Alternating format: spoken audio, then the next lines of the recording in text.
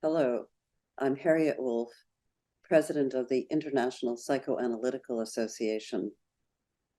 On behalf of the IPA administration and board, I want to wish all our members, analysts in training, and their families a very happy new year. 2023 brought about profound challenges for the members of our international community, particularly for those in war-torn and climate-ravaged regions. Many IPA members have been at work on the ground, consulting to traumatized individuals and groups in those regions.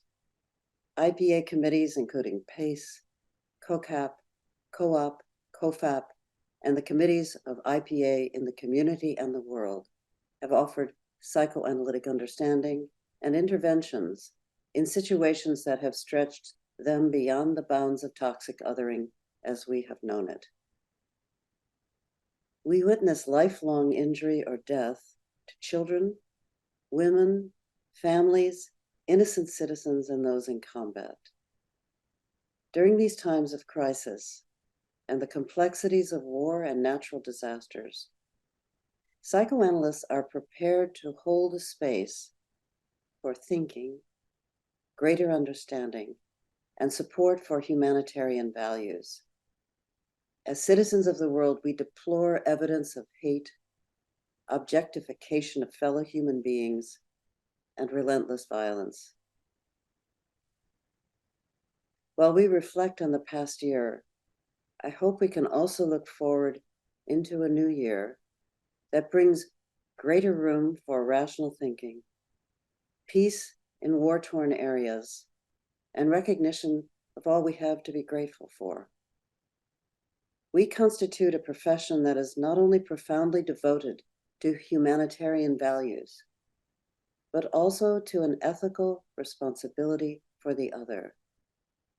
Even as we work to learn much more about the destructive potential of human beings, we must not forget the human capacities for love, respect, and compassion. There were joyful moments in 2023. We celebrated the opportunity to meet in person with colleagues at the IPA's 52nd International Congress in Cartagena. The Congress was an enriching and memorable gathering of analysts from around the world who engaged in presentations, panels, and discussions that demonstrated the dynamism and diversity of our field. The Congress theme, Mind in the Line of Fire, selected 2 years before, proved prescient. The breadth and depth of existing psychoanalytic activity in our troubled world became evident. Theoretical and clinical exchanges were valuable and inspiring. We also held the first official business meeting since London in 2019. Many new component and provisional societies and study groups were celebrated. The new IPA board, the officers-elect, President-elect Herbert Blas, Vice President-elect Katie Bulbeato, and our new treasurer, Adela Escardo, took office. We extend again our heartfelt thanks to the outgoing Board of Representatives and our former treasurer, Henk-Jan Dalowick, for their outstanding contributions to the IPA. The new board is now hard at work, addressing a range of important issues for the benefit of psychoanalysis and our members. In 2024, we will have an opportunity to come together again for the IPA's Asia Pacific Conference in Sydney, Australia. The theme, Suffering and Desire Across Cultures, will offer a framework to explore how the human spirit perseveres in the face of adversity and how societies navigate and overcome social catastrophes and natural disasters. The early bird registration period will launch on the 15th of January. We hope many of you will join us in Sydney in May. Before I finish, I want to draw your attention to 3 additional important IPA initiatives. First, IPA members and society presidents received the full final report of the Task Force on Psychoanalytic Training in Contemporary Times, known as Task Force 2, in mid-December.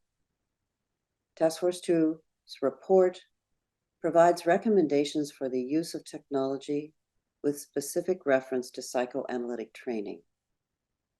No online-only training is endorsed, but a minimum foundational amount of in-person analysis is suggested, upon which societies can build.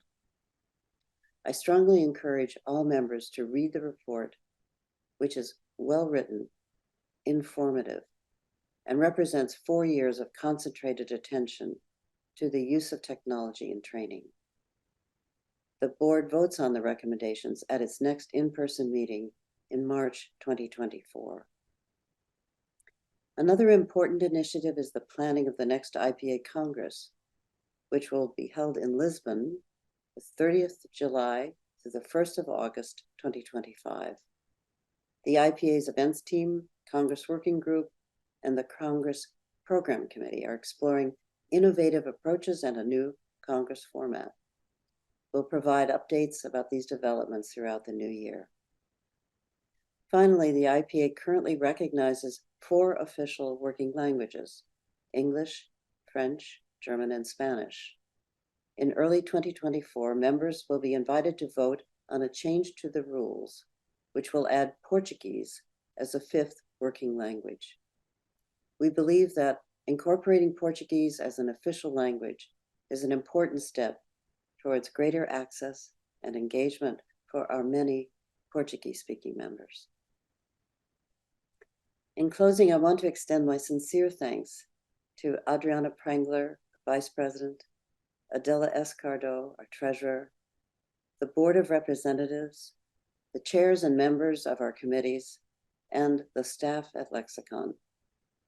Their work and dedication throughout 2023 were essential for our organization, and I look forward to continuing to work with them throughout 2024. Once again, warmest wishes to you and your loved ones for a safe, healthy, and more peaceful 2024.